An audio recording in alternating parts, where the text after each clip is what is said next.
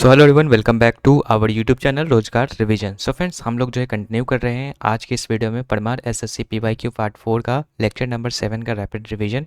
ठीक है, इसके पहले 6 लेक्चर जो है ऑलरेडी करवा दिया गया है, तो जो बच्चे मतलब जो भी कैंडिडेट्स यहाँ पर नहीं देखे हैं उसका प्लेलिस्ट बना हुआ है, आप जा करके उन सभी का रिविज़न कर सकते हैं। ठीक है, और ये आपके लिए काफ़ी ज़्यादा हेल्पफुल है क्योंकि आने वाले एसएससी एंड रेलवे एग्जामिनेशंस के लिए काफ़ी ज़्यादा इंपॉर्टेंट होने वाला है, क्योंकि ज़्यादातर क्वेश्चन जो आपके पीवाईक्यू से ही आते हैं, तो सारे के सारे यहाँ पर जो आपका कवर अप हो जाएगा। अगर आप इस सीरीज़ को भी अच्छे से कंटिन्यू कर लेते हैं तो आपका क्वेश्चन जो है पूरा लगभग पूरा क्वेश्चन यहाँ पर जो है आप इसको बना सकते हैं यहाँ से। ठीक है, तो चलिए बाकी आज के इस लेक्चर को स्टार्ट करते हैं। इसका पीडीएफ आपको जो है हिंदी एंड इंग्लिश मीडियम में टेलीग्राम चैनल पर प्रोवाइड हो जाएगा। सो सभी लोग जा करके टेलीग्राम चैनल को ज्वाइन कर लीजिएगा। ठीक है, हमारा एक डिस्कशन ग्रुप भी है, तो जो कुछ एक्स्ट्रा डाउट अगर आपको पूछना है तो डिस्कशन ग्रुप को भी ज्वाइन कर सकते हैं। सारा लिंक आपको वीडियो के डिस्क्रिप्शन बॉक्स में मिल जाएगा। तो चलिए आज के इस लेक्चर को स्टार्ट करते हैं बिना किसी देरी का। पहला क्वेश्चन हम लोग यहाँ पर देखते हैं। पहला क्वेश्चन बोल रहा है दोस्तों, पहले दक्षिण एशियाई खेलों की मेज़बानी जो है किसके द्वारा की गई थी? तो फर्स्ट यहाँ पर साउथ एशियन गेम्स की अगर मेज़बानी की बात करेंगे फ्रेंड्स, तो काठमांडू के द्वारा की गई थी, जो कि 1984 में हुआ था।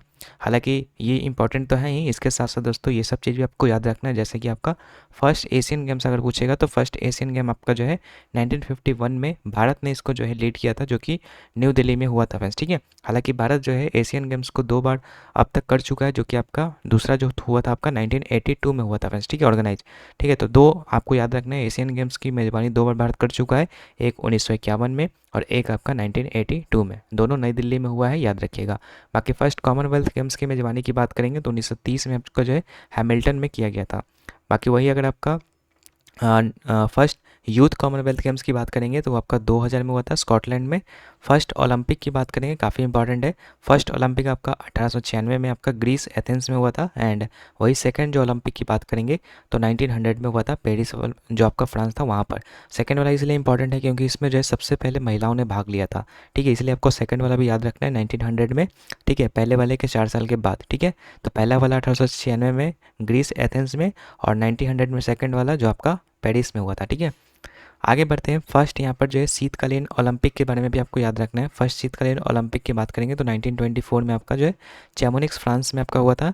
वही अगर पूछते हैं फर्स्ट ग्रीस में युवा ओलंपिक की तो 2010 में सिंगापुर में हुआ था। एंड फर्स्ट शीत यूथ ओलंपिक की बात करेंगे तो 2012 में आपका जो है इंसबुक ऑस्ट्रिया में हुआ था। ठीक है, तो इतना चीज़ आपको याद रखना है आपके आने वाले एग्जामिनेशन में, इनमें से कोई सा भी आपको पूछ सकता है। ठीक है, तो इन सब को आप अच्छे से याद कर लीजिएगा। ठीक है, बाकी इसके अलावा दोस्तों काठमांडू की बात करें तो काठमांडू में याद रखिएगा सार्क का हेडक्वार्टर भी आपका जो है काठमांडू में ही है। ठीक है, सेकंड क्वेश्चन की तरफ बढ़ते हैं। बोर्ड है कौन सा राष्ट्रीय आय जो है अनुमान के तरीकों में से एक नहीं है? मतलब कि कौन सा तरीका से जो हम लोग राष्ट्रीय आय की गणना करते हैं और कौन से नहीं करते। तो देखिए यहाँ पर आपसे पूछा है कि नहीं करते हैं, तो बैंकिंग तरीका यहाँ पर जो है करेक्ट आंसर हो जाएगा।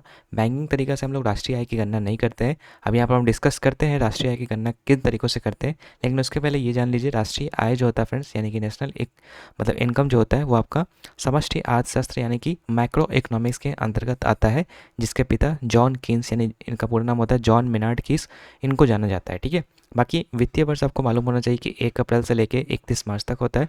अब हम लोग बात करते हैं कि जो राष्ट्रीय आय की जो गणना होती है उसको गणना करने के लिए कौन कौन से तरीके हैं। तो टोटल यहाँ पर 3 तरीके हैं, याद रखना है आपको, आय, व्यय और मूल्यवर्धित तरीका, जिसको कि वैल्यू एडेड टैक्स के नाम से जानते हैं। सो यहाँ पर देखेंगे दोस्तों आय के बारे में सबसे पहले तो आय में हम लोग देखते हैं यहाँ पर जो 4 यहाँ पर जो उत्पादन के कारक हैं। ठीक है, एंड उसका जो है फैक्टर भुगतान है, तो उसको हम देख लेते हैं सबसे पहले, जो कि आय के अंतर्गत ही आते हैं। तो 4 उत्पादन के कारक कौन कौन से हैं? तो भूमि है, मजदूरी या श्रम हो गया, थर्ड आपका पूंजी हो गया और चौथा आपका उद्यमिता हो जाएगा, जिसको कि हम लोग एंटरप्रेन्योरशिप भी कहते हैं। ठीक है, तो भूमि का अगर फैक्टर भुगतान पूछेगा तो यानी किराया हो जाएगा। ठीक है, मजदूरी का आपका जो है यहाँ पर फैक्टर भुगतान भत्ता हो जाएगा, पूंजी का आपका ब्याज हो जाएगा और उद्यमिता यानी कि एंटरप्रेन्योरशिप का जो है आपका लाभ हो जाएगा। तो ये आपका जितने भी उत्पादन के कारक है उसका यहाँ पर जो है भुगतान कारक है। ठीक है, बगल में, तो ये आपका मतलब कि आय जो हो गया राष्ट्रीय आय की गणना का एक तरीका है। तो इन सब चीज़ों से हम लोग आय को कैलकुलेट कर सकते हैं। उसी प्रकार से व्यय हो गया यानी कि खर्च, एक्सपेंडिचर, तो एक्सपेंडिचर भी काफ़ी तरह का एक्सपेंडिचर होता है। ठीक है, जिससे राष्ट्रीय आय की गणना की जाती है। तो व्यय में कौन कौन सा हो जाएगा, तो इसको हम लोग CIGXM करके यहाँ पर जो है हम लोग ट्रिक करके याद कर सकते हैं। सी से आपका जो है यहाँ पर कंज्यूमर एक्सपेंडिचर यानी कि जो आम जनता जो खर्च करती है। ठीक है, वो आपका जो कंज्यूमर एक्सपेंडिचर हो गया। उसके बाद आई यानी कि इन्वेस्टमेंट हो जाएगा, निवेश हो जाएगा। जी से आपका गवर्नमेंट का जो एक्सपेंडिचर है वो आ जाएगा। एक्स का मतलब हो जाएगा एक्सपोर्ट और यहाँ पर एम का मतलब हो जाएगा इम्पोर्ट, यानी कि आयात, निर्यात, निवेश, गवर्नमेंट एक्सपेंडिचर यानी कि सरकारी खर्चा, उसके बाद हम लोग का जो नॉर्मल जो लोग का खर्चा होता है वो, इन सबको मिला करके जो टोटल व्यय होता है उससे भी हम लोग जो है राष्ट्रीय आय की गणना करते हैं। ठीक है, बाकी इसके अलावा मूल्यवर्धित जो तरीका है जिसको कि उत्पादन तरीका भी कहते हैं, प्रोडक्ट मेथड, सो उससे भी हम लोग जो है यहाँ पर राष्ट्रीय आय की गणना करते हैं।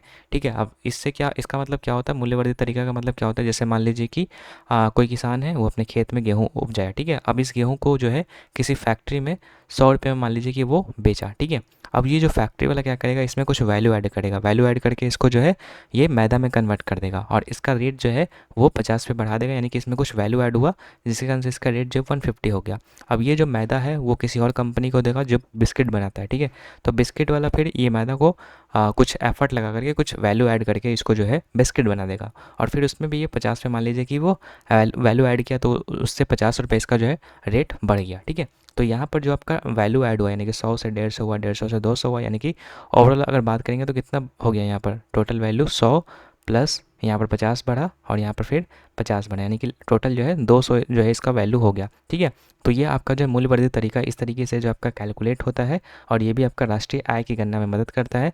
अब इसको हम डिनोट करते हैं ग्रॉस वैल्यू एडेड प्रोडक्ट 1, उसके बाद GVA 2। ठीक है, इसी तरीके से और भी अगर इसमें हम लोग जो है वैल्यू ऐड करते जाएंगे तो इसको हम लोग ऐड करते जाएंगे। ठीक है, एंड उसी के लिए मतलब इस तरीके से इसको सिंबल लगाते हैं सिग्मा का।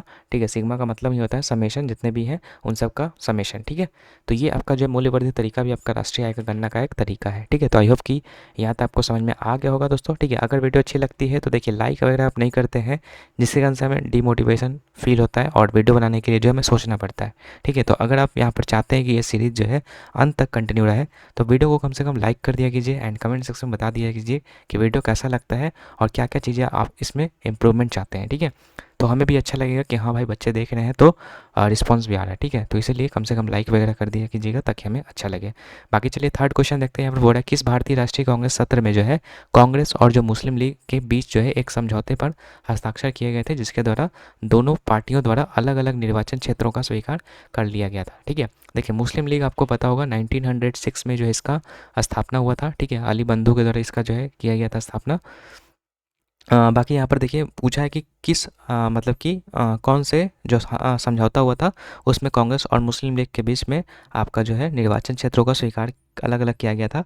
तो ये आपका लखनऊ समझौता जो 1916 में हुआ था, जिसकी अध्यक्षता आपका जो है अंबिका चंद मजूमदार के द्वारा किया जा रहा था, तो उसके अंतर्गत जो है ये आपका स्वीकार किया गया था फ्रेंड्स। ठीक है, इसी में आपको याद रखना है कि जो लखनऊ समझौता हुआ था 1916 में, ठीक है, इसी में आपका जो है गर्म दल और नरम दल का जो बंटवारा हुआ था आपका 1907 सूरत अधिवेशन में, तो फिर से ये दोनों मिल गए थे। ठीक है, 1916 में ही, तो ये भी आपको याद रखना है लखनऊ समझौता के बारे में।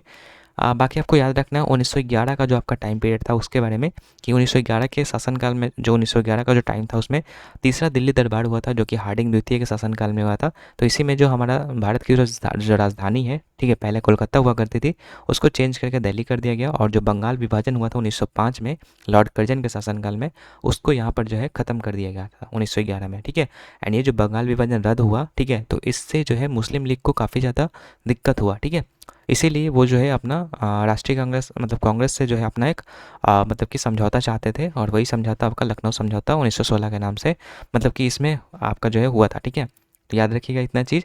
बाकी भारत शासन अधिनियम 1909 के बारे में आपको याद रखना है कि इसको जो है मार्ले मिंटो सुधार के नाम से जाना जाता है। मार्ले मिंटो इसलिए कहा जाता है क्योंकि मार्ले उस समय का सचिव था, सेक्रेटरी था, और जो मिंटो था उस समय का गवर्नर था। ठीक है, इसलिए इसको मार्ले मिंटो सुधार कहा जाता है। ठीक है, इसमें आपका पृथक निर्वाचन मुस्लिम लोगों का डिमांड था कि जो भी एक मतलब कि प्रतिनिधि खड़ा होगा तो उसको चुनाव देने का अधिकार सिर्फ और सिर्फ मुसलमानों को होगा। तो ये आपका 1909 जो भारत शासन अधिनियम हुआ था उसके अंतर्गत मुसलमानों का ये मांग था। इसके अलावा दोस्तों आपको याद रखना है जो 1919 का जो भारत शासन अधिनियम था जिसको कि मॉन्टेग्यू चेम्सफोर्ड सुधार के नाम से जानता है। ठीक है, क्योंकि इस समय मॉन्टेग्यू आपका सचिव था और चेम्सफोर्ड आपका जो है गवर्नर था। ठीक है, तो इसमें क्या हुआ था कि इसमें जो नायडू थे, ठीक है, सरोजिनी नायडू, जिन्होंने जिन्ना को जो है हिंदू मुस्लिम एकता का पिता कहा था, क्योंकि जो जिन्ना थे वो हिंदू और मुसलमानों को मिलाने के लिए जो है भरसक प्रयास किया करते थे, इसलिए नायडू जो थे सरोजिनी नायडू, इन्होंने जिन्ना को हिंदू मुस्लिम एकता का पिता कहा था। ठीक है, इसके अलावा दोस्तों 1907 के बारे में डिस्कस कर चुका मैंने। यहाँ पर सूरत अधिवेशन हुआ था जो कि रास बिहारी घोष के अंतर्गत ये लीड हो रहा था। ठीक है, तो इसी में आपका जो है गर्म दल और नरम दल जो है विभाजित हो गया था। ठीक है, क्योंकि गर्म दल में जो है आपका अधिकतर जो मतलब मैच्योर पीपल, मतलब कि जो मैच्योर नहीं कह सकते, मतलब कि उम्र दराज वाले व्यक्ति हुआ करते थे, मतलब कि 50-60 साल से ऊपर वाले। और नरम दल में अधिकतर जो है, सॉरी उल्टा मैंने बोल दिया, गरम दल में आपका जो है अधिकतर युवा देखने को मिलेंगे आपको, और नरम दल में आपको जो है जो एजड थे, ठीक है, वो आपको देखने को मिले। तो दोनों का विचार जो है अलग था, इसी कारण से जो है ये दोनों अलग हो गए थे, ठीक है। लेकिन बाद में 1916 में जो लखनऊ अधिवेशन हुआ था, तो लखनऊ समझौता जो हुआ था, उसी में आपका जो है ये दोनों फिर से मिल गए थे, ठीक है। तो इतना आपको याद रखना है। इसके अलावा दोस्तों बोला है क्वेश्चन नंबर 4 कि जिंजरोल, पैराडोल और सोगोल्स और जिंजरोन जो है मतलब कैसे यौगिक है, ठीक है। तो ये आपका अदरक में पाए जाने वाले रोगानुरोधी यौगिक है, ठीक है। अदरक, जिंजर का मतलब ही होता है अदरक, तो आप इस वर्ड से ही आप याद कर सकते हैं, अदरक से रिलेटेड होगा, जो कि एक रोगानुरोधी यौगिक है, ठीक है, सब्सटेंस है। चलिए नेक्स्ट है फैक्ट नंबर क्वेश्चन बोल रहा है, किस अनुच्छेद में उल्लेख है कि प्रत्येक धार्मिक संप्रदाय या वर्ग को चल और अचल संपत्ति का स्वामित्व और अधिग्रहण का अधिकार होगा। तो ये आपका जो है आर्टिकल नंबर 26C है, जो कि आपका धार्मिक स्वतंत्रता के अधिकार से रिलेटेड है। इसके बारे में हम लोग डिटेल में बात करते हैं दोस्तों। जो मौलिक अधिकार है आपका पार्ट 3 से संबंधित है, जो कि आपका 12 से 35 तक है, ठीक है। तो उसी में मौलिक अधिकारों के बारे में डिस्कस है, जिसमें कि 6 प्रकार के मौलिक अधिकार है वर्तमान में। हालांकि ये पहले 7 हुआ करता था, लेकिन अभी जो है जो आपका 7वां जो आपका था संपत्ति का अधिकार, उसको हटा करके जो है आपका विधिक अधिकार बना दिया गया, ठीक है। इसलिए अभी वर्तमान में 6 अधिकार है। कौन कौन से हैं? तो समानता का अधिकार, जो कि आर्टिकल 14 से 18 के बीच में है। स्वतंत्रता का अधिकार आपका 19 से 22 के बीच में है। और शोषण के विरुद्ध अधिकार जो आपका 23 से 24 के बीच में है। स्वतंत्रता, धार्मिक स्वतंत्रता का अधिकार की बात करेंगे 25 से 28, ठीक है। इसी के अंतर्गत जो अभी अभी आपका जो क्वेश्चन आया था वो आपका बनेगा, ठीक है। अभी हम देखेंगे उसको, लेकिन अभी पहले समझ लीजिए ये चीज़। उसके बाद 5वां जो कि आपका मौलिक अधिकार है संस्कृति व शिक्षा का अधिकार, जो कि आपका आर्टिकल नंबर 29 से 30 के बीच में है, ठीक है। इसके अलावा जो छठा है संवैधानिक उपचारों का अधिकार, जो कि आर्टिकल नंबर 32 में है, ठीक है। जैसे कि मैंने बोला था कि मूल संविधान में 7 था, अब इसको वर्तमान में 1 गो हटा दिया गया है, अब वर्तमान में 6 ही है। कौन सा हटाया गया था? तो 44th अमेंडमेंट हुआ था 1978 में, उसी में आपका संपत्ति के अधिकार को हटा करके जो है कानूनी अधिकार बना दिया गया, और अभी वो 300 आर्टिकल ए में आपका है, ठीक है। बाकी धार्मिक स्वतंत्रता का अधिकार के बारे में तो हम डिटेल में पढ़ लेते हैं, क्योंकि क्वेश्चन है कि यहाँ पर जाए तो उसको हम लोग अच्छे से पढ़ लेते हैं। तो जो 25 से यहाँ पर स्टार्ट होता है दोस्तों धार्मिक स्वतंत्रता का अधिकार, ठीक है, जो कि 25 से लेकर के जो है 28 तक है, ठीक है। तो 25 में क्या है? तो 25 में आपका जो है अंतःकरण की स्वतंत्रता, किसी भी धर्म को मानने या फिर न मानने की स्वतंत्रता, मतलब कि कोई भी व्यक्ति किसी भी धर्म को मान सकता है, उसको जो है मतलब कि स्वतंत्रता की कोई भी धर्म को अपना सकता है। लेकिन इसमें ये नहीं है कि आप किसी दूसरे को जो है उस धर्म को मानने के लिए जो है बाध्य कर सकते हैं, ठीक है। ये चीज़ आपका आर्टिकल 25 में कहा गया है।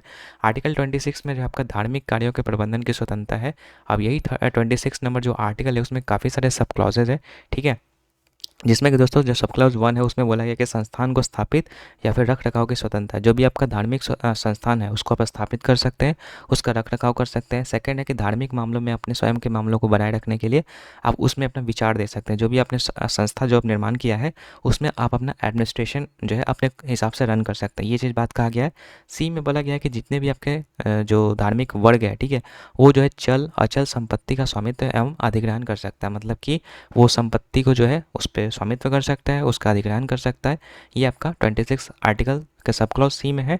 बाकी डी में बात करेंगे तो ऐसी संपत्ति को कानून के अनुसार जो है प्रशासित करने का अधिकार है, मतलब कि प्रशासित करने का मतलब आप अपने हिसाब से जो भी आपको रूल चलाना है, ठीक है, उसमें आप वो कर सकते हैं, ठीक है। ये आपका 26 के सब क्लॉज डी में। तो हमसे पूछा था चल और अचल संपत्ति का स्वामित्व की बात करेंगे, तो ये आपका जैसा कि यहाँ पर देखा होगा आपने 26 आर्टिकल सी है, तो यही हमारा जो करेक्ट आंसर हो जाएगा, ठीक है। बाकी 27 में आपका ये है कि किसी भी धर्म की अभिवृद्धि के लिए जो है कर नहीं देने की स्वतंत्रता, मतलब मान लीजिए कि कोई भी धर्म आप जो है मतलब कि उसको जो है अभिवृद्धि करना चाहते हैं, मतलब उसको प्रमोट करना चाहते हैं, तो उसके लिए आपको कोई भी प्रकार का टैक्स देने की कोई ज़रूरत नहीं है। ये आपका आर्टिकल नंबर 27 में है। 28 में आपका है शिक्षण संस्थानों में धार्मिक शिक्षा में उपस्थिति होने की स्वतंत्रता नहीं है, मतलब कि जो भी गवर्नमेंट के द्वारा रन किया गया संस्था है उसमें आप जो है किसी एक धर्म के लिए जो है मतलब कि रूल नहीं लगा सकते हैं। जैसे स्कूल है तो उसमें भी ये नहीं बोल सकते हैं कि सभी बच्चों को जो है हिंदू धर्म का जो मान्यता है उसको फॉलो करके आना है, तो ये चीज़ आप जो नहीं कर सकते हैं सरकारी संस्था में। हाँ, वही जो मदरसा वगैरह हो गया, इन सब चीज़ में जो है वो आप कर सकते हैं, ठीक है। तो ये चीज़ आपका आर्टिकल नंबर 28 में कहा गया है, ठीक है। तो ये 5th नंबर क्वेश्चन जो है आई होप कि आपको समझ में आ गया होगा। चलिए 6ठा नंबर देखते हैं। बोर्ड है कि प्लासी का जो युद्ध हुआ था 1757 में, ईस्ट इंडिया कंपनी जिसको रॉबर्ट क्लाइव के नेतृत्व वाली सेना और बंगाल के नवाब जो कौन थे उसके बीच में लड़ा गया था। तो देखिए जो 1757 का प्लासी का युद्ध हुआ था, तो ईस्ट इंडिया कंपनी की तरफ से रॉबर्ट क्लाइव था और जो बंगाल के नवाब था सिराजुद्दौला, उसके बीच ही 1757 का प्लासी का युद्ध हुआ था। रीज़न था दोस्तों क्योंकि फ़ारुखसियर था यहाँ पर 1717 में, जिसने जो आपका फरमान जारी कर दिया था अंग्रेज़ों के लिए कि वो बिना कर के व्यापार जो है बंगाल में कर सकता है, यानी कि बिना कोई कर दिए हुए बंगाल में शासन, मतलब बंगाल में जितना भी व्यापार है वो कर सकता है, कोई भी टैक्स देने की ज़रूरत नहीं है। इसी का फ़ायदा उठा करके जो है जितने भी आपके अंग्रेज़ थे, ठीक है, उसने किलेबंदी करना स्टार्ट कर दिया था, ठीक है। और जब वो फोर्ट विलियम की किलेबंदी कर रहा था, ठीक है, फोर्ट विलियम याद रखना ये, ठीक है, कि फोर्ट विलियम की जब किलेबंदी कर रहा था तो उससे सिराजुद्दौला जो है काफ़ी ज़्यादा नाराज़ हुआ और उससे वो गुस्सा होकर के जो कुछ सैनिक थे, ठीक है, अंग्रेज़ के, उनको जो है काल कोठरी में बंद कर दिया गया था, ठीक है, जिससे कि कुछ सैनिक जो है वो मर गए थे उसमें, ठीक है। इसी कारण से जो है यहाँ पर फिर यहाँ पर जो है सिराजुद्दौला और जो आपका ये रॉबर्ट क्लाइव था उसके बीच में आपका जो है संघर्ष होता है। रॉबर्ट क्लाइव अपनी बुद्धि का दिमाग का यूज करके जो है सिराजुद्दौला का जो सेनापति था मीर जाफ़र, उसको अपने में मिला करके जो है उसकी मदद से सिराजुद्दौला को जो है हरा देता है, ठीक है। वही आपका प्लासी युद्ध के नाम से जाना गया, ठीक है। तो क्लाइव इसमें जीत गया था, ठीक है, और बोला था कि मीर जाफ़र को जो है यहाँ पर नवाब बना दिया जाएगा, ठीक है। फिर उसके बाद 1764 में आपका फिर बक्सर का युद्ध हुआ था, जो कि आपका हेक्टर मुनरो द्वारा लीड इस बार किया जा रहा था, ठीक है। इसमें हेक्टर मुनरो एक तरफ था और दूसरी तरफ आपका 3 लोग थे, जिसमें कि मीर कासिम, शुजाउद्दौला और शाह आलम द्वितीय थे, ठीक है। मीर कासिम आपको जो है मुर्शिदाबाद थे, मतलब मीर कासिम ने ही मुर्शिदाबाद से जो राजधानी था वो मुंगेर शिफ्ट कर दिया था। बाकी शुजाउद्दौला आपका अवध के नवाब थे एंड शाह आलम द्वितीय जो उस समय के मतलब कि मगध शासक आप कह सकते हैं कि मुग़ल शासक था, ठीक है। तो इन तीनों मिल कर के लड़ाई करते लेकिन फिर भी ये जो है तीनों हार गए, ठीक है।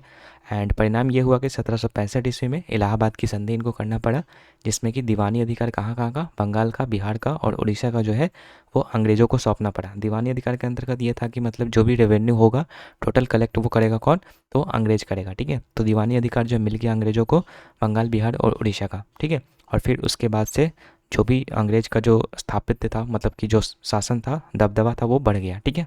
तो ये चीज़ हुआ था। बाकी इसके अलावा आपको ये याद रखना है कि बंगाल के प्रथम नवाब कौन थे, तो मुर्शिद कुली खान थे, ठीक है।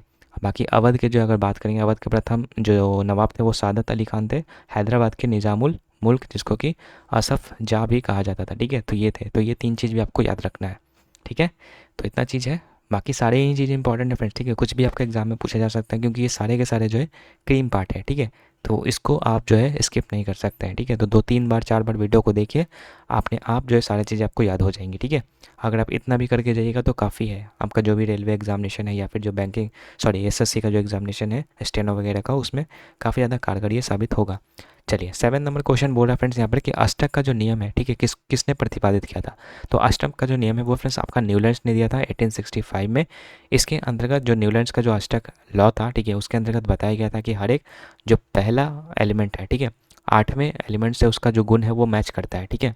जिस तरीके से आपका संगीत में सा रे गा मा पा धा नी सा है, तो जिस तरीके से 7वें के बाद जो 8वां वाला जो टर्म है वो आपका पहले से रिलेटेड है, उसी प्रकार से जो पहला एलिमेंट है वो 8वें वाला जो एलिमेंट है उसका गुण जो है वो मिलता है। ये बात आपका अष्टक का जो न्यूलैंड का जो अष्टक नियम था उसके अंतर्गत बोला गया था। न्यूलैंड्स का जो आपका अष्टक का नियम था उस समय आपका टोटल 56 एलिमेंट थे, जिसका अंतिम जो एलिमेंट था वो थोरियम था, ठीक है। इसी के अलावा दोस्तों और भी काफ़ी सारे वैज्ञानिक थे, जैसे कि डॉबेडाइनर थे जिन्होंने तिर्यक का सिद्धांत किया था, ठीक है। तिर्यक का सिद्धांत दिया था इन्होंने, ठीक है, 1829 या फिर 1817 के बीच में, ठीक है।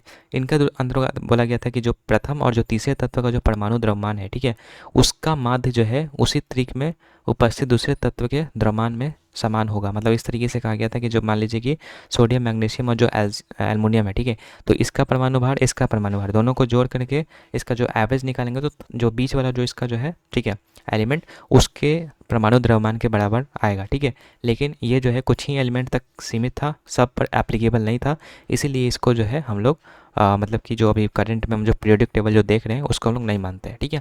बाकी मेंडलीफ एक बार फिर आए थे 1869 में, ठीक है। तो ये जो हमारा पीरियोडिक टेबल है उसको बनाने में काफ़ी ज़्यादा इनका योगदान है, ठीक है, क्योंकि इसीलिए इनको जो है आवर्त सारणी का पिता भी कहा जाता है। इन्होंने एटॉमिक मास के हिसाब से जो है एलिमेंट्स को सजाए थे, ठीक है। इनके समय में टोटल 7 आवर्त था और 6 आवर्त था, मैं दिखाई देता हूँ आपको, ठीक है। ये था उस समय, ठीक है, इनके समय टोटल 7 आवर्त था और 8 वर्ग था फ्रेंड्स, ठीक है। कौन से किसके शासनकाल में? तो मेंडलीव के शासनकाल में, मतलब मेंडलीव जो आवर्त में बनाए थे उनके टाइम में, ठीक है। बाकी इसके बाद 1913 में मोजले आए थे, जिनको कि आधुनिक आवर्त सारणी का पिता कहा जाता है। इन्होंने परमाणु क्रमांक के हिसाब से जो है एलिमेंट्स का वर्गीकरण किया था, ठीक है। तो ये आप देख सकते हैं, ये जो है आपका मेंडलीव का है, ठीक है। और ये जो है आप देख सकते हैं, ये जो है अष्टक जो है न्यूलैंड्स का ये है, ठीक है। तो ये इस चीज़ को भी आप ध्यान दीजिएगा। चलिए आगे बढ़ते हैं। 8 नंबर बोल रहा है कि जो कोपेन जलवायु वर्गीकरण है, इसके प्रणाली के अनुसार जो है AM जो है किस प्रकार की जलवायु का कोड है। तो देखिए कोपेन जलवायु वर्गीकरण जब आप ज्योग्राफी वाला जो लेक्चर आप पढ़ रहे होंगे, ठीक है, तो उसमें डिस्कस हुआ था कोपेन जलवायु वर्गीकरण के बारे में, ठीक है। कि इसमें जो है कोपेन नामक एक वैज्ञानिक थे, जिन्होंने मतलब कि 1884 में ये जो वर्गीकरण हुआ था, ठीक है, जिनमें कि काफ़ी सारे कोड्स इन्होंने दिए थे और कोड्स के हिसाब से जो है ये मतलब कि क्लाइमेट को डिसाइड किए थे। जैसे कि कुछ कोड इन्होंने कैपिटल लेटर में दिए थे और कुछ यहाँ पर स्मॉल लेटर में दिए थे। तो जो कैपिटल लेटर में दिए थे ABCDE दिए थे, जिसमें कि A का मतलब ट्रॉपिकल हो गया यानी कि उष्णकटिबंधीय, B का मतलब ड्राई यानी कि शुष्क, C का मतलब वार्म टेम्परेट यानी कि उपोष्ण आप कह सकते हैं, जिसमें कि थोड़ा बहुत ठंडा और थोड़ा बहुत गर्मी का पार्ट था, ठीक है। बाकी उसके बाद आपका जो D का मतलब cold snow forest and E का मतलब टुंड्रा, जो कि आपका हाईली मतलब ठंडा वाला प्रदेश होता है, जहाँ पर जो है आपको काफ़ी कम वेजिटेशन, जो आपका अंटार्कटिका और जो आर्कटिक वाला जो हिस्सा है, वहाँ पर आपको ये जो टुंड्रा देखने को मिलेगा, ठीक है। तो कोपेन ने जो है इन सब कोड में जो वर्गीकरण किया था, ठीक है, और उसकी उसके हिसाब से मतलब कि बताया था कि यहाँ पर जो है कैसा जलवायु है, ठीक है। अब यहाँ से जैसे कि हमसे पूछा है A और M, तो A का मतलब जैसा कि यहाँ पर देख सकते हैं ट्रॉपिकल यानी कि उष्णकटिबंधीय, एंड ये जो M है, ठीक है, जैसा कि मैंने बोला था कि स्मॉल लेटर्स भी है, तो M का मतलब मानसून, F का मतलब फुल वर्षा, W का मतलब विंटर ड्राई और S का मतलब हमारा जो है समर ड्राई हो जाएगा, ठीक है। तो ये हमारा भारत का भी जो है सेम यहाँ पर जो है जलवायु देखने को मिलेगा, उष्णकटिबंधीय मानसून जलवायु, ठीक है। तो ये AM जो है किसको डिनोट करता है? A का मतलब उष्णकटिबंधीय और M का मतलब मानसून, यानी कि उष्णकटिबंधीय मानसून जलवायु को ये जो है डिनोट करता है, जो कोड AM है, ठीक है। तो इसी तरीके से अगर आपका आ जाएगा BW, ठीक है, तो BW का मतलब ड्राई एंड विंटर डे। इस तरीके से जो है आपका यहाँ पर जो है कोपेन ने जलवायु का वर्गीकरण किया था, ठीक है। तो कोड वाला जो भी आपको याद कर लेना है, उसके बाद आपका जो इजली आंसर लग जाएगा। अगर आगे भी कुछ पूछता है तो आप उसका आंसर दे सकते हैं। चलिए नेक्स्ट है, कौन सी पुस्तक जो है स्वतंत्र भारत के प्रथम शिक्षा मंत्री जो कि अबुल कलाम आज़ाद थे, उनकी एक ऑटोबायोग्राफी है। तो ये जो है आपका इंडिया विंस फ्रीडम हो जाएगा correct answer. India wins freedom जो है आपका अबुल कलाम आज़ाद की जो है एक ऑटोबायोग्राफी है। इसके अलावा दोस्तों द रोड अहेड जो है आपका बिल गेट्स का है, बिल गेट्स के द्वारा लिखा गया है। अनब्रेकेबल जो है आपका मैरी कॉम के द्वारा लिखा गया है। The test of my life Yuvraj Singh का है, ठीक है। उसके अलावा लॉन्ग वॉक टू फ्रीडम की बात करेंगे, नेल्सन मंडेला का है, ठीक है। फ्रीडम इन एग्जाइल की बात करेंगे तो ये 14 जो दलाई नामा है, ठीक है, उनका पुस्तक है। Letters from a father to his daughter, ये आपका पंडित जवाहरलाल नेहरू जी का है। इन्होंने एक और बायोग्राफी लिखा है एंड ऑटोबायोग्राफी, ठीक है, ये भी आपका नेहरू जी का ही है। बाकी इसके अलावा बराक ओबामा का 2 यहाँ पर बुक है, एक है ए प्रॉमिस लैंड और एक है ड्रीम्स फ्रॉम माई फादर, ठीक है। तो बराक ओबामा के द्वारा ये दोनों पुस्तक लिखा गया है। बाकी एक आत्मकथा पुस्तक है जो कि राजेंद्र प्रसाद के द्वारा लिखा गया है, और बिकमिंग जो आपका मिशेल ओबामा के द्वारा लिखा गया। तो ये जितने भी बुक्स हैं फ्रेंड्स आपका काफ़ी ज़्यादा इंपॉर्टेंट है, तो आप जो इसको रोक करके वीडियो को पॉज करके अच्छे से याद कर लीजिएगा, ठीक है। नेक्स्ट अब आते हैं 10 नंबर बोल रहा है कि नॉर्मन बोरलॉग को विश्व में हरित क्रांति का जनक कहा जाता है, वह किस देश से थे। मतलब ये जो है नॉर्मन बोरलॉग जो कि हरित क्रांति के जनक कहा जाते हैं, तो ये अमेरिका के थे फ्रेंड्स, ठीक है, याद रखना आपको। बाकी ये जो हरित क्रांति के जनक तो माने जाते हैं नॉर्मन बोरलॉग, लेकिन अगर बात करेंगे हरित क्रांति का जो नाम है वो किसने दिया था, तो ये आपका दिया था विलियम गॉर्ड ने, ठीक है, विलियम गॉर्ड ने दिया था। बाकी आपको बता दें हरित क्रांति किससे संबंधित है, तो अन्न उत्पादन यानी कि जो फूड ग्रेन था, ठीक है, उससे रिलेटेड है आपका, ठीक है। इसमें आपका जो है HYB यानी कि जो उन्नत किस्म के जो बीज हैं उसका इस्तेमाल किया गया था, ताकि ज़्यादा से ज़्यादा फसल का जो उत्पादन उसमें वृद्धि हो सके, और ख़ास करके जो आपका गेहूँ चावल जो अन्न वाला जो उत्पादन था, ठीक है, उसमें वृद्धि हो, ठीक है। इसी के लिए जो है इनको नॉर्मन बोरलॉग को जो है 1970 में नोबेल पुरस्कार से भी सम्मानित किया गया था, ठीक है। तो ये तो ऐसे ओवरऑल वर्ल्ड में देखा जाए, अगर भारत में बात करेंगे कि हरित क्रांति के जनक किसको कहा जाता है, तो MS स्वामीनाथन को कहा जाता है, ठीक है। बाकी श्वेत क्रांति भी एक इम्पॉर्टेंट है। श्वेत क्रांति का जनक आपको जो है वर्गीस कुरियन को माना जाता है, जिन्होंने मतलब कि मतलब श्वेत क्रांति किससे रिलेटेड है, दूध से संबंधित है, ठीक है। ऑपरेशन फ्लड इसी इसी को कहा जाता है, जो श्वेत क्रांति है उसी को, ठीक है, क्योंकि इसमें जो दूध के उत्पादन पर जो है बल दिया गया था, ठीक है। याद रखना जो वर्गीज कुरियन थे, इनके द्वारा एक पुस्तक भी है, ठीक है, इनका एक मतलब ऑटोबायोग्राफी है, the man who made the elephant move, ठीक है। तो ये आपका वर्गीस कुरियन के द्वारा एक बुक है लिखा गया, ठीक है, तो ये याद रखिएगा आप सभी लोग। बाकी इसके अलावा और भी कुछ रेवोल्यूशन है, जैसे कि ब्लैक रेवोल्यूशन आपका पेट्रोल से संबंधित है, ब्लू आपका जो है मछली से संबंधित है, ब्राउन आपका जो है लेदर से संबंधित है, गोल्डन रेवोल्यूशन आपका जो है फ्रूट और हनी से संबंधित है, ठीक है, और जो फ्रूट का जो प्रोडक्शन होता है उसको हार्टिकल्चर के नाम जानते हैं, ये भी इंपॉर्टेंट है। ग्रीन रेवोल्यूशन आपका जो है फूड ग्रेन से संबंधित है, जिसको कि मैंने बता ही दिया। ग्रे वाला आपका फर्टिलाइजर से संबंधित है, उर्वरक से संबंधित है। पिंक वाला जो आपका ओनियन यानी कि प्याज और श्रिम्प यानी कि जो झींगा मछली है उससे संबंधित है। रेड वाला जो आपका मीट या टमाटर से संबंधित है। सिल्वर वाला यानी कि रजत वाला जो है अंडा और जो पोल्ट्री फार्म है, ठीक है, उससे संबंधित है। वाइट वाला आपका दूध से संबंधित है। येलो वाला आपका ऑयल सीड से संबंधित है। और एवरग्रीन रेवोल्यूशन जो है ओवरऑल जो भी डिपार्टमेंट है उससे संबंधित है फ्रेंड्स, ठीक है। तो इतना चीज़ आपको याद रखना है। बाकी चलिए आगे बढ़ते हैं। बोला अगर के बारे में कौन सा कथन गलत है, तो अगर के बारे में याद रखना है, अगर एक प्रकार का जलीनुमा रचना होती है, कुछ इस तरीके से अगर होता है, ठीक है। बाकी ये जो है आपका सोर्स ऑफ फैट एंड मतलब कि न्यूट्रिएंट का सोर्स नहीं होता, ना ही फैट का सोर्स होता है, तो यही हमारा गलत है। हमसे पूछते हैं कौन गलत है, तो गलत वाला ये है। बाकी इसके अलावा याद रखना है कि अगर जो है आपका सूक्ष्म जीवों को विकसित करने के लिए उपयोग में लाया जाता है। बाकी इसका उपयोग जो है आइसक्रीम और जेली बनाने के लिए किया जाता है, ठीक है। ये जो है लाल शैवाल, जेलिडियम और ग्रेसिलेरिया से प्राप्त वाणिज्यिक उत्पादों में से एक है, ठीक है। तो ये चीज़ आपको याद रखना है। बाकी ये जो फैट और न्यूट्रिएंट्स का कोई भी सोर्स नहीं है, ठीक है, याद रखिएगा।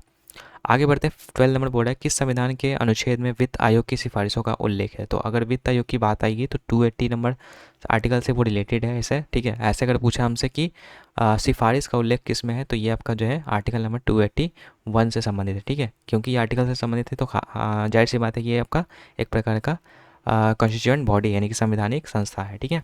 बाकी इसके अलावा और भी आर्टिकल आपको याद रखना है। 280 में काफ़ी सारे सब क्लॉजेज है, उसको याद रखना है। 280 के सब क्लॉज 1 में जो आपका ये बोला गया कि जो राष्ट्रपति है, ठीक है, वो हर 5 वर्ष में जो है वित्त आयोग का गठन करेगा, ठीक है। एंड वित्त आयोग में याद रखना है कि इसमें एक चेयरमैन होता है और 4 अदर मेंबर्स होते हैं, ठीक है। बाकी जो फर्स्ट वित्त आयोग का जो अध्यक्ष थे वो कौन थे, केसी नियोगी थे। एंड जो अभी वर्तमान में जो 16वें वित्त आयोग के अध्यक्ष जो कि अरविंद पनगड़िया को बनाया गया है, ठीक है। तो ये भी करंट अफेयर में पूछ देगा, तो याद रखिएगा आप सभी लोग।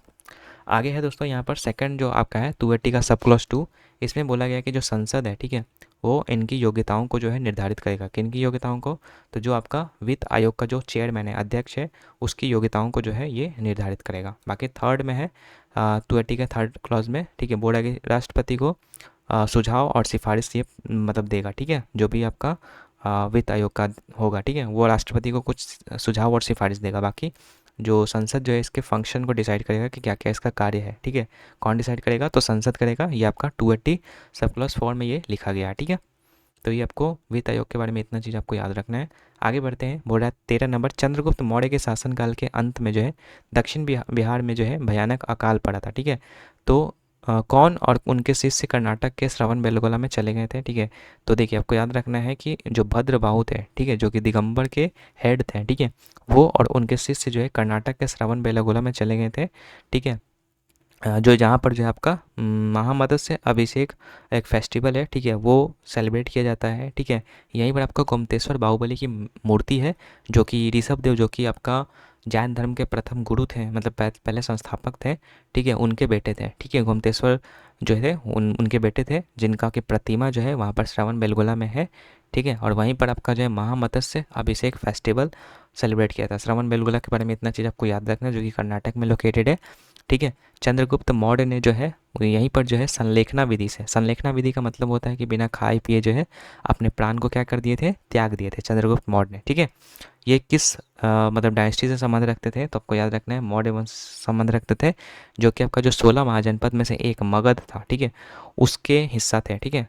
मगध कहाँ पर था, तो जो गंगा और जो सोन का जो मध्य वाला जो पार्ट था वहाँ पर आपको देखने को मिलेगा मगध, ठीक है। बाकी मौर्य वंश से संबंधित रखते हैं चंद्रगुप्त मौर्य, ठीक है, जिन्होंने घनानंद को हरा करके, घनानंद कौन थे, तो नंद वंश के आखिरी शासक थे, जिनको कि हरा करके जो है चंद्रगुप्त मौर्य ने मौर्य वंश की स्थापना की थी, ठीक है, जो कि मगध के अंतर्गत आता था, ठीक है। बाकी चंद्रगुप्त मौर्य के शासनकाल में ही जो है एक आपका ग्रीक मतलब यात्री आया था, जो कि मेगास्थनीज था, ठीक है, जो कि सेल्यूकस निकेटर ने भेजा था, जिसको मेगास्थनीज ने इंडिका नामक पुस्तक लिखा था, जिसमें कि 7 वर्ण के बारे में डिस्कस था, ठीक है। तो ये इतना चीज़ आपको याद रखना है, ठीक है। तो भद्रबाहु और उनके शिष्य जो है आपका, जब भूखमरी आया था आपका, तो श्रवण बेलगोला में जो है वो शरण लेने चले गए थे, याद रखना है। बाकी जैन संगीति के बारे में याद रखना है कि 2 जैन संगीतियाँ हुआ था, एक आपका पाटलिपुत्र में हुआ था, सेकंड आपका वल्लभी जो कि गुजरात में हुआ था। तो जो सेकंड जैन संगीति हुआ था फ्रेंड्स, उसी में जो आपका ये जो है 2 पार्ट में बट गया था जैन धर्म, ठीक है, एक श्वेतांबर और एक आपका दिगंबर, ठीक है। तो जो आपका श्वेतांबर था वो आपका इसके हेड स्थूलभद्र है, ठीक है, और जो दिगंबर है उसके जो मतलब कि हेड है वो भद्रबाहु थे, ठीक है। दोनों में आपका डिफरेंस था क्योंकि श्वेतांबर जो है वस्त्र पहनते थे वाइट कलर के, लेकिन जो आपका दिगंबर थे वो आपका वस्त्र नहीं पहनते थे, ठीक है। इसी कारण से यहाँ पर जो है दोनों में आपसी मतभेद होकर के दोनों अलग हो गए, ठीक है।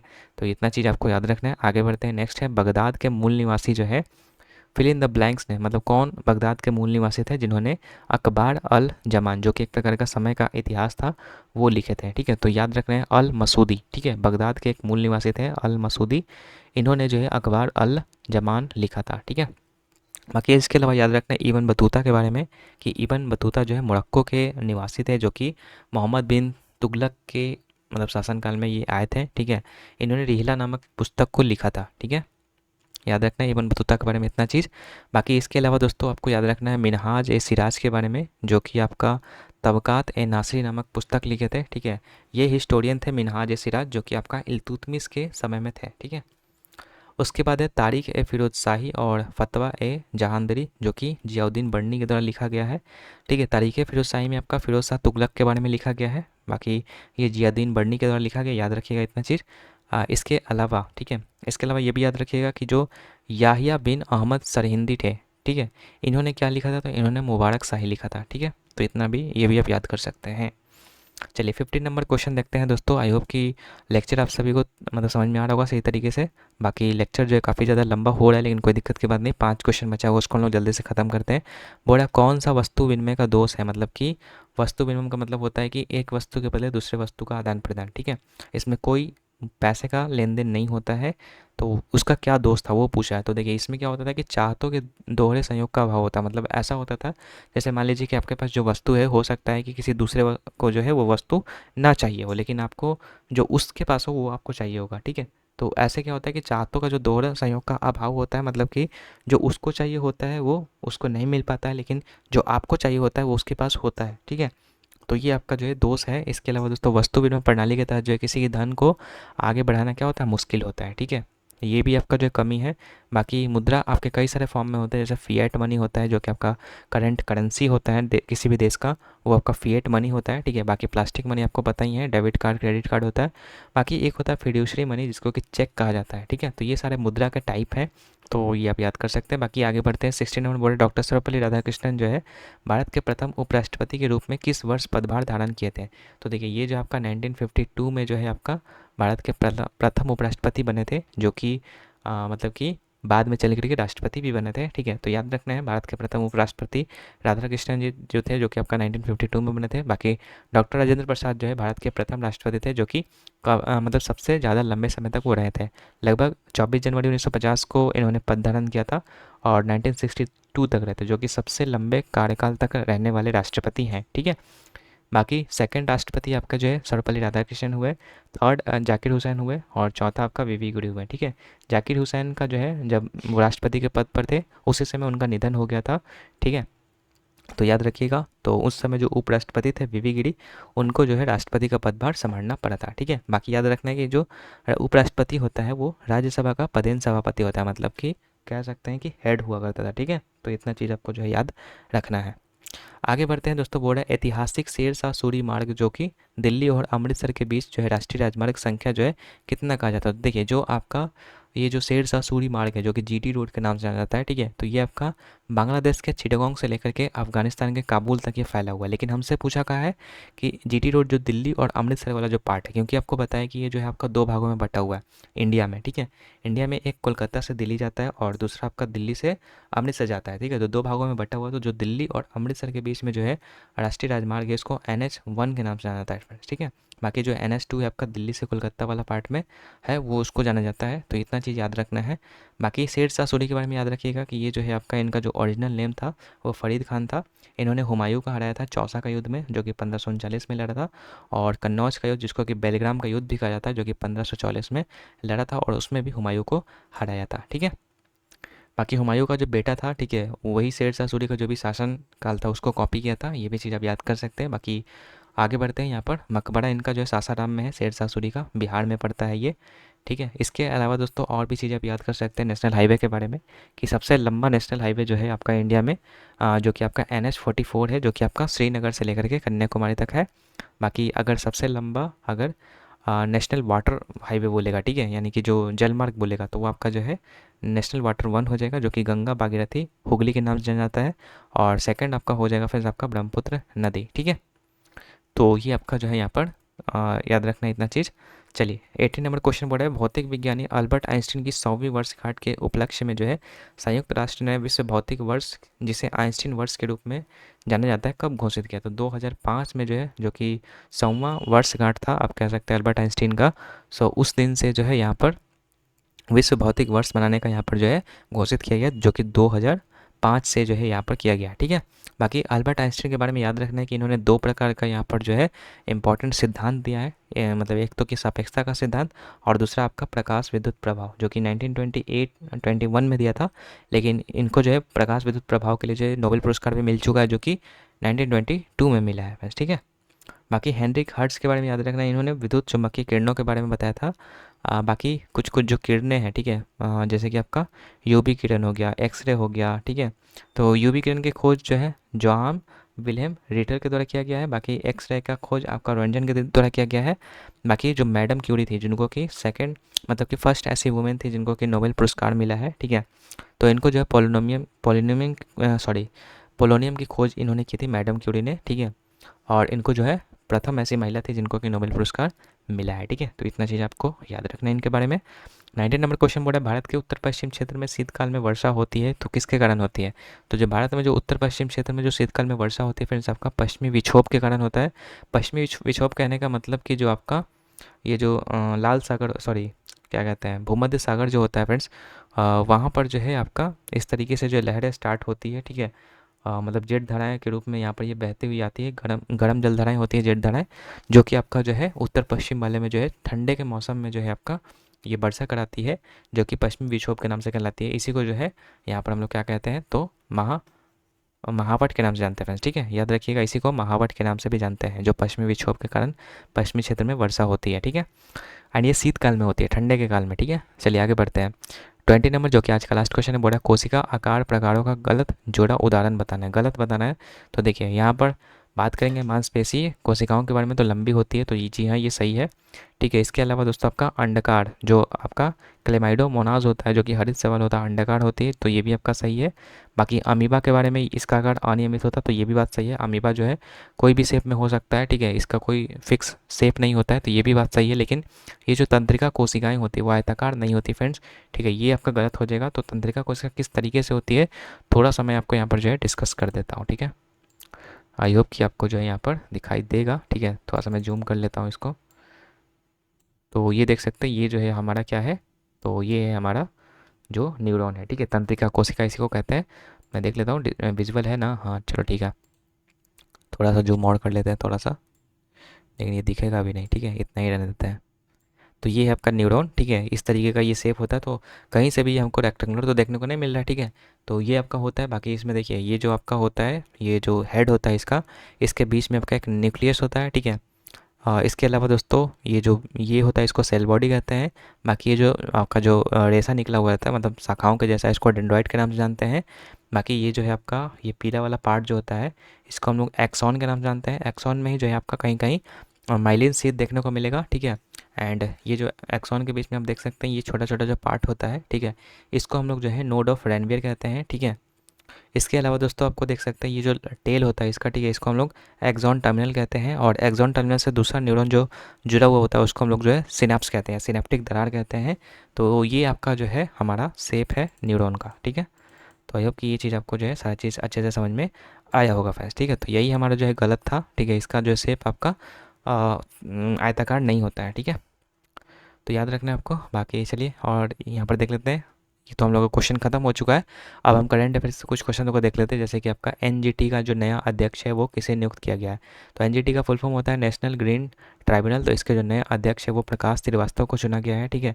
बाकी एनजीटी एक आपका संवैधानिक निकाय नहीं है, ये एक प्रकार का वैधानिक निकाय है, स्टैचुअरी बॉडी है, ठीक है।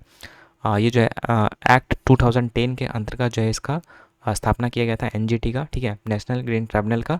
ठीक है। वर्तमान में इसके अध्यक्ष प्रकाश श्रीवास्तव हैं, ठीक है। एंड यूपीएससी का अगर पूछेगा तो यूपीएससी का मनोज सोनी हो जाएगा। एनएचआरसी का वर्तमान अध्यक्ष अगर पूछेगा तो अरुण कुमार मिश्रा हो जाएगा। सीडीबी का एस रमन हो जाएगा, ठीक है। बाकी यूपीएससी जो है आर्टिकल नंबर 15 में आता है, जो कि अनुच्छेद 315 से लेकर 323 का बीच में आता है, ठीक है। बाकी एनएचआरसी के बारे में याद रखना है कि ये जो है आपका एक प्रकार का स्टैच्यूअरी बॉडी है, ये भी आपका वैधानिक निकाय है, कोई भी आर्टिकल से इसको ऐड नहीं किया गया है, ठीक है। आर्टिकल में उल्लेख नहीं है, ठीक है। ये एक्ट 1993 के अंतर्गत जो इसको स्थापित किया गया था एनएचआरसी को। बाकी सिडबी के द्वारा, सिडबी का याद रखना है कि सिडबी का जो हेड क्वार्टर है वो लखनऊ में है, ठीक है। इसकी स्थापना 1990 में की गई थी। इसके अलावा सेबी के बारे में याद रखना है कि सेबी का जो आपका मतलब कि ऑफिस है, मतलब कि हेड क्वार्टर है, वो मुंबई में है। 1988 में जो है इसको स्थापित किया गया था। एंड इसके जो करंट चेयरमैन है वो आपका माधवी पुरी वुच है, ठीक है, सेबी के। चलिए, तो इतना चीज़ आपको हो गया। सेकंड जो करंट अफेयर का क्वेश्चन है वो है कि भारत ने किसे हरा करके जो है पुरुष एशियाई हॉकी चैंपियनशिप ट्रॉफी 2023 जीता है। तो देखिए, ये जो है मलेशिया को हरा करके जो है भारत ने यहाँ पर जो है एशियाई हॉकी चैंपियनशिप 2023 का खिताब जीता है, ठीक है। कहाँ पर ये हुआ था फ्रेंड्स? आपका चेन्नई में ये जो आपका हुआ था, ठीक है। बाकी चेन्नई में ही कुछ और यहाँ पर जो है हॉकी कप हैं, जैसे कि सुल्तान अल्जान शाह कप और जौहर कप, ठीक है। तो ये दोनों आपका जो चेन्नई में ही हॉकी कप है, जो कि आपको इसका भी नाम याद रहना चाहिए, ठीक है। तो किसको? मलेशिया को हरा करके यहाँ पर जो है ये चैंपियन बना है भारत, ठीक है। तो याद रखिएगा दोस्तों ये सब चीज़ें।